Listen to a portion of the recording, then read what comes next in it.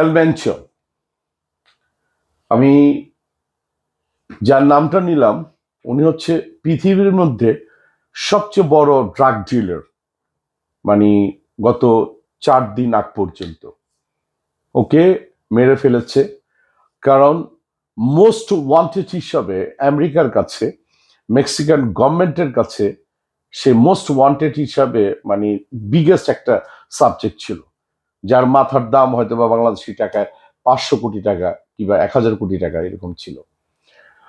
শুধু এলম্যানচোকে টার্গেট করে আমেরিকা এবং মেক্সিকো তারা দীর্ঘদিন যাবৎ চেষ্টা করছে, ধরতে পারছিল না।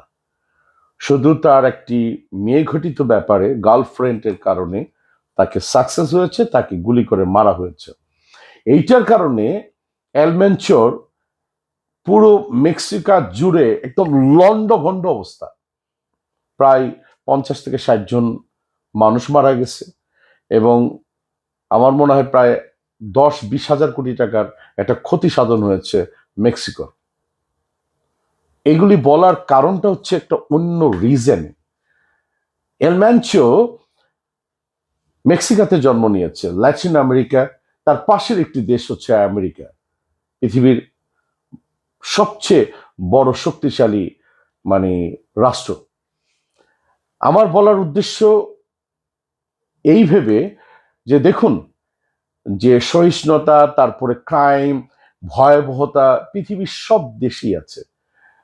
কিছু কিছু প্রবাসীরা হয়তোবা বলে বাংলাদেশে শুধু ক্রাইম হচ্ছে, মানুষ ছিনতাই হচ্ছে, মার্ডার হচ্ছে, অমুক হচ্ছে, তমুক হচ্ছে, তারপরে দুর্নীতি হচ্ছে, হ্যাং আছে।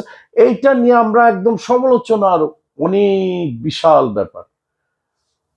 একটা জিনিস কি ভেবেছেন আপনি, উন্নতশীল একটি রাষ্ট্র মেক্সিকো, ওখানে একটা এত বড় বিশাল একজন গ্যাং লিডার সে থাকতে পারে, দাউদ ইব্রাহিমের মতো। বাংলাদেশ সেই হিসাবে আমরা কম বেশি করে যেভাবেই থাকি না, কিন্তু এ বলেন, বি বলেন, সি বলেন, ডি বলেন, এফ বলেন, এক্সেট্রা যাই কিছু বলেন না কেন, দিন শেষে কিন্তু আমরা খারাপ নেই, কিন্তু গর্ব করতে পারি। পৃথিবীর কোন দেশটা আপনি আমাকে বলেন তো যে 100% জান্নাত? কোনো জায়গায় কিন্তু না। নরকও আছে, জান্নাতের মতোই করে আছে। আমি জান্নাত এবং নরকটা উদাহরণ দিলাম বোঝার জন্য আমাদের।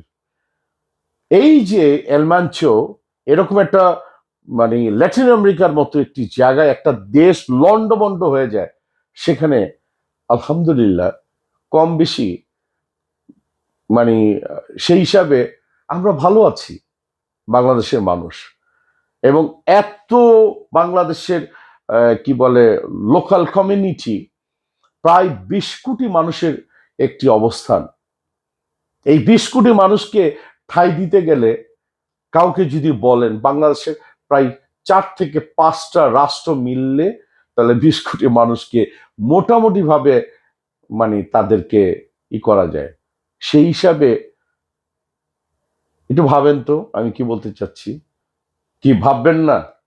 মানে খালি আমরা শুধু বদনাম করব বাংলাদেশের, আমরাই শুধু মানে করব এই দেশে কেন আমার জন্ম হইলো, কেন আমি এই দেশের জন্মাইলাম। আরে ভাই, আপনি এই দেশে জন্ম হয়েছেন বিধাই আপনি আলহামদুলিল্লাহ বলেন।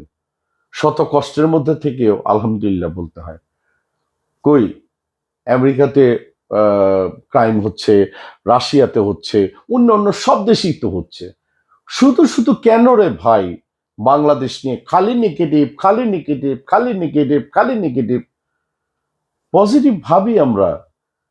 দিন শেষে আমিও মোরসানি বলি এদেশে জন্মেছি বিধাই আমি ওমর সানি। এই দেশকে আমি ভালোবাসি এবং এই দেশের প্রতিটি ধূলিকণা আমার মায়ের ধূলিকণা হিসাবে আমি দেখি। ভালো থাকবেন।